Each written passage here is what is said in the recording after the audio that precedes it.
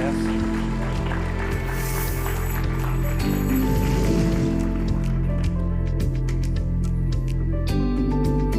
All right, so I'm Michael, and I have the pleasure, I guess I would say I'm lucky that I get to have a business where I get to do Vue education as my full-time thing. So giving talks like this, workshops like I did yesterday, or courses online. So that's a bit about me. But we're going to just get right into it. So I've got 5 patterns here for you today, plus 2 bonus things if we have time, we'll see. And so we're going to cover things ranging from state management to when and how we can break up components in different ways. So the first thing that we're going to cover is the data store pattern. This pattern helps us with 3 problems that we have when managing state, specifically state between components. So the first is prop drilling, which you may be familiar with. The second is event frothing. And a third one, which sort of builds on these 2, would be cousin components. So I'll explain a bit more about that, about these 3 issues. So prop drilling is when we take a prop and we go down layers of components, and those intermediate layers are not actually using this prop. We're just kind of like grabbing it from one and passing it along, not doing anything with it. And this is problematic for many reasons, because as you refactor your application, that intermediate component, if you need to move it, then you break this data flow without necessarily realizing what's going on, and it just adds lots of unnecessary complexity to your application. Event frothing is the exact same thing, but with events. As we bubble up these events, and all of those bubbles create lots of frothing. I didn't come up with this term, but I don't know how many people use this around, but I like it, so I'll stick with that. And it has the same issues that prop drilling has, just the opposite direction. And so then we get to cousin components, and these are where we've got 2 components in our component tree here, and if we need to share state between these 2, let's say one on the left has state, a button that toggles some state, and the one on the right, we want to take that state and maybe show or hide a modal. If we want to share the state between these 2 components, normally with props and events, we would have to go all the way up to the top component there and then all the way back down. And we don't want to do that, really. And so this state, the data store pattern solves this by just completely sidestepping the component tree altogether. And instead, we're going to inject that data straight into the components that need it. And conversely, if we need to update state, we'll go back into that data store from the components. So really, at its core, it's pretty simple. It's really just like this composable that we're going to use to share state. And it has 3 main parts to it. We're going to create a global state singleton. We're going to share some state out of this composable, but not necessarily all of the state that we define. And then we're going to include some business logic in that composable. So one of the first things that's important to do is to make our state here a singleton. So we want to define it outside of the composable, because if we put it inside of the composable, what happens is that in every single component where we use it, we'll just end up recreating this state, and that's not sharing state between components. It's just each component getting its own state. the next thing that we'll do is create or return some state from this composable. So here, I'm returning the dark mode variable and the sidebar collapsed variable because we're going to keep the theme private for now. We'll get to that in the third step. And here I'm using two refs so that we can pass around these things as individual pieces of state while still retaining that reactivity. And then if we want to use it in a component somewhere, we can just grab that composable, destructure just that single value that we need, and then toggle it, use it, do whatever we need with it. So the third step is to add some methods, add some business logic, because it's nice to have all of our business logic co-located with the state that it modifies, that it uses. So here we're adding in a method to change the theme. This is a setter for us, which will check, does this theme actually exist? Because that, it's an important thing. And in this case, we're going to take this theme state and make it read-only, so that the only way to modify this state is through this setter. So at this point, the question is, well, this feels very similar to Piña, so why this pattern? Well, there are a few things to consider here. I was talking to Eduardo about this before, and he mentioned to me that, well, Piña returns a reactive object and then does some automatic unwrapping in between. And if you want to do something different, if you don't like that for whatever reason, you just want to return some object, well, you can do that with this pattern if you want that extra bit of flexibility in that. If you want just some really dead simple communication between components, you don't feel like creating a whole new store, a whole new Piña store or whatever, you can do that as well. And there are also just cases where you don't need Piña. And Eduardo was trying to come up with some other examples, but really it's one of these cases where it depends, and it's hard to find a really nice, simple example where I can just show it to you on the screen and have it make sense. As frustrating as that is. So use Piña if you want to, but I find it helpful to understand this pattern if you want to do something different, or if you just want to have a fuller understanding of what Piña is doing. I didn't make slides for this part, but I want to also point out that this pattern doesn't have SSR safe capabilities or integration with DevTools, so that's another reason why you'd want to use Piña. If you did add that stuff to this pattern, eventually you just end up, recreating Piña. So there you go.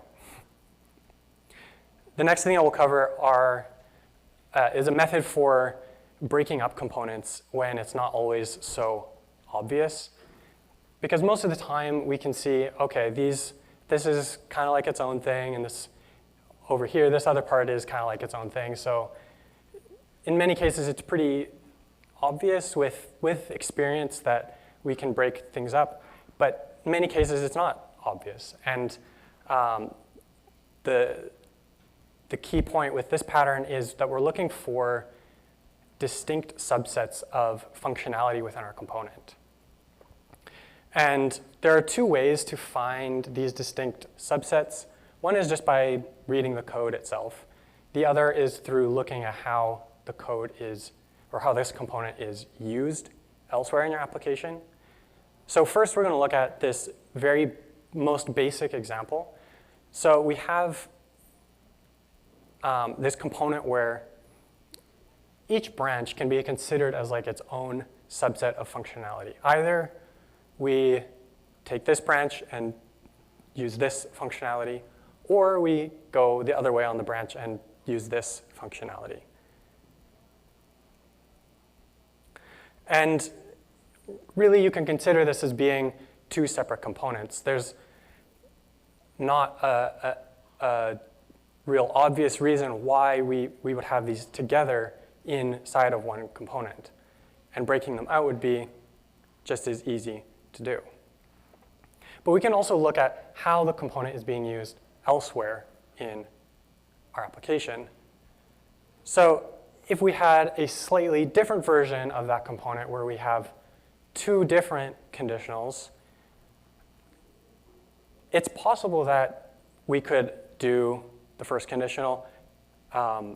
It's possible that we could follow both of these branches. Like these two values could both be true, they could both be false. We could have, any of these four combinations here. So we can't look at this code and be like, okay, these are completely distinct. But if you notice that your application is like this, where either we're using one prop or we're using the other prop, then it's a pretty good clue to us that we could refactor this into two separate components because it's got two distinct use cases here. And another key thing to remember with this pattern is that we want to do this when these props are hard-coded. So in this case, we have either it's true or it's false, and we can refactor to either of these components. And when we're dealing with dynamic props, it's not as useful for us. And this is why. So we have these two components here that we've created. And if we then decide that in one other place in our application, we do need to dynamically switch between these components that we've now pulled out, well, we've actually just recreated this component that we started with, but now we have this extra abstraction, and that seems kind of weird. So if we're just dealing with dynamic props here, it's not as useful for us. However, this wrapper component here in the middle is useful for us if we need, or during the refactoring process, because we can replace it with that original component and then do the refactoring behind that wrapper component without breaking our application. Okay, so now we're going to move on to this third pattern, and that is the preserve object pattern. So I've been asked this question a bunch, and I have also wondered this myself a bunch, and so I decided to figure this out. And the question is it better to pass the whole object to a component, or to pass just the props, the properties of an object that component needs? So we can either do this, you might use vbind to separate out all the props if you like that, or not.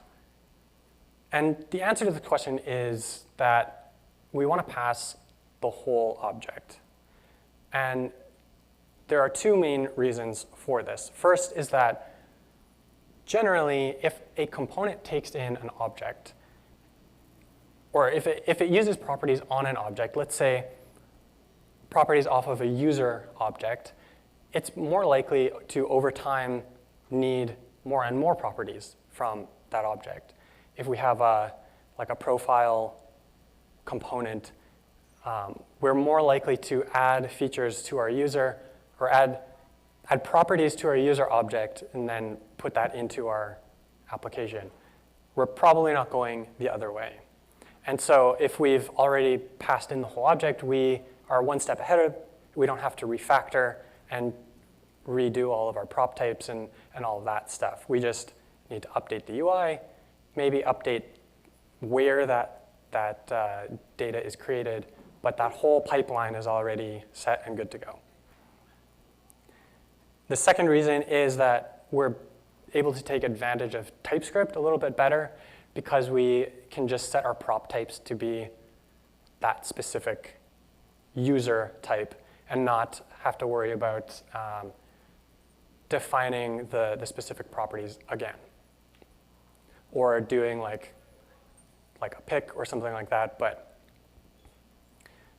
one thing that we want to watch out for with this pattern is duplicated functionality. So if we have a bunch of child components here that are all using different things off of this same object, then it gives us a clue that perhaps these should actually just all be one object, or one component rather, and we can just pass in the entire user object to that one component. We want our components to be cohesive and working together and semantically related, and so this helps us do that. The other thing is more about how we define our state, but similar to the hidden components pattern, we might have some other state or object types lurking inside of these types.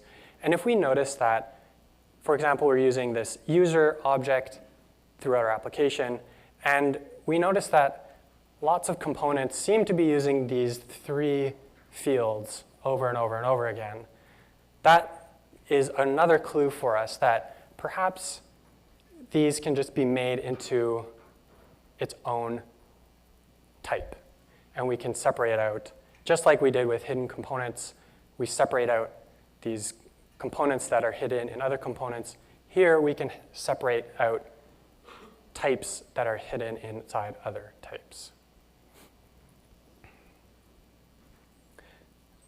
So this one is unlike some of these other ones where we have to do a bit of thinking to figure out if it applies, if we can use it, and where exactly we might use it. This one is much more straightforward. Once we encounter a VIF, and almost all the time we encounter a VIF, we can take each branch of that VIF and extract it out into its own component. So we'll put each branch into its own component. And this works really well. And there are two reasons why this works so well. The first is that all of the code within each branch is semantically related. We know that if we are branching between doing X and doing Y, that all of the code in doing X is, working towards doing the X thing. And we want our components to be doing a single task, and so that gives us good confidence that we can do this. The other is that these two branches are distinct. They're different. They're doing different things. If they weren't, then we wouldn't have a conditional at all. And so we don't want our components to necessarily be doing two things at the same time. So we want to split them up in that way. So I have a short example here of using this. And on my blog, I have this article component. And at the top, we have a collapsed version of that where we just have the title, and then an expanded version where we also have the date and the description. Now, I don't expect you to fully read through all of this right now because it's a little bit small. But if I highlight, we can see that there are two branches here. The first one is for the collapsed version, the second for the expanded version. But it's much nicer if I just replace that with these two components, because now we have code that is more self-documenting. We've taken these chunks of code and replaced it with something that is well-named and describes what that chunk of code does. So instead of having to constantly reread and understand what exactly is going on, it's much easier to just look and see, Oh, okay, the top one is the collapsed version, and the bottom one is the expanded one. It's much clearer now. But we can take this example a little bit further with the list component pattern. I don't really like to look at all of this extra v4 syntax logic that I don't really care about. It's much simpler for me if we can just abstract that all away into the component. And now, once we do that, then I know all I need to do is pass in an array that has the articles, and then it just renders the list. And so with this pattern, it's always good to have good, consistent naming conventions. So I like to put the list suffix at the end. So I know this is a component that's going to loop over a list of things. And the motivation or the thinking behind this pattern is similar to when we encounter for loops or while loops or things like that, where we prefer to use a functional method like a filter or a map or something like that, because we don't actually care about this increment and all these like other little syntax pieces. That doesn't really matter to us when all we want to do is just take a list and do something with each thing in that list. And so similarly, we'll just abstract that all away. So those are 5 patterns that I have covered. This is sort of like a meta pattern, if you want to think about it that way, in that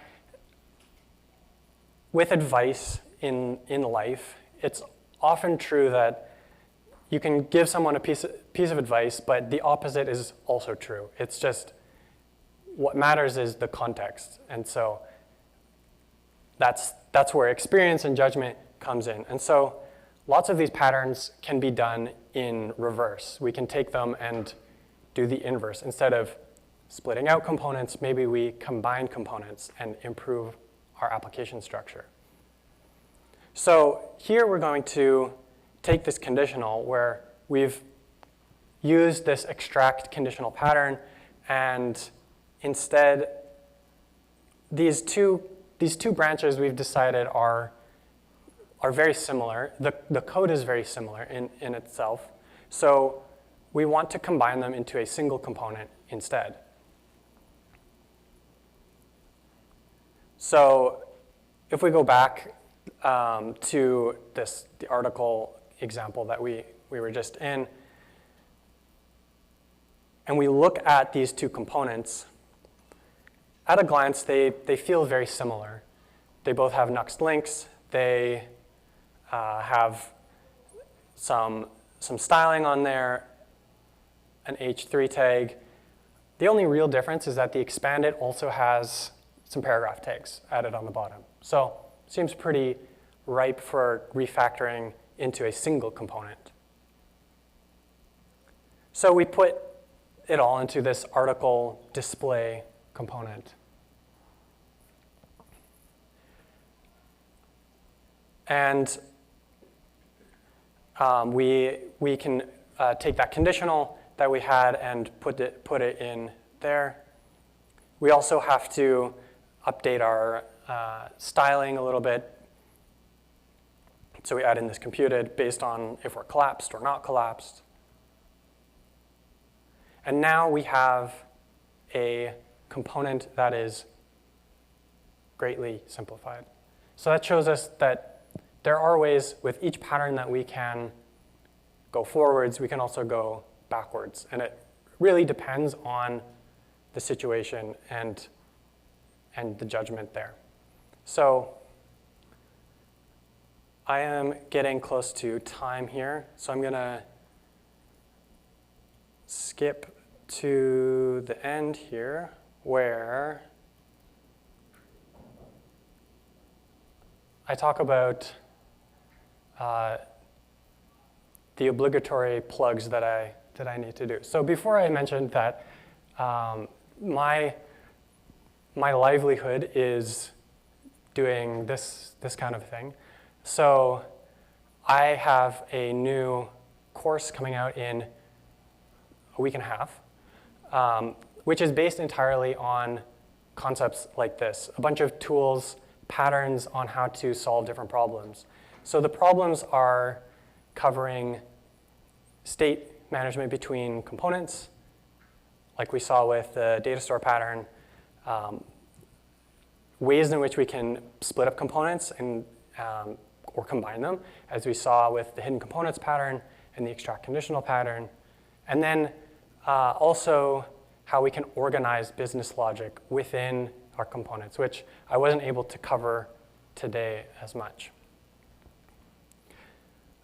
And so I wanted to show you a bit of this course and to give you a sneak peek into what we're doing here. So we have a bunch of different tools here. So we've got some of the different patterns that I had talked about. And what we're doing here is I give you an overview that's fairly detailed, talking about the pattern, talking about some nuances, some gotchas, things like that, things to consider. And then I also go into a refactoring example that'll show you how to actually apply this pattern, this tool, to something that's a little bit more real world. Not exactly real world, but better than the toy examples that I've been showing today. And so you get this UI, which is hard to show zoomed in, but it's a step-by-step UI that you can go through. You can jump back and forth. You can see exactly what's changing between each step. And so you'll get to see how these patterns are applied in different ways. Then I also have quizzes so that you can test your knowledge, and then at the end a video to understand how you a video which will, sorry, I was distracted by this terrible thumbnail of this video. The video is going through the quiz and then the motivation behind the answers and my thinking behind that, to kind of go a little bit deeper and explain things in a way that I might not put into writing. So that is that Clean Components Toolkit. If you want to know more about this, follow me on Twitter or go onto my newsletter. Those are the best places. I will be talking about it, and you won't be able to miss it. I also have partnered with Vue School and the Nuxt team on mastering Nuxt. So if you're interested in learning Nuxt, that's also there available for you. And there's my stuff. So give it up for Michael.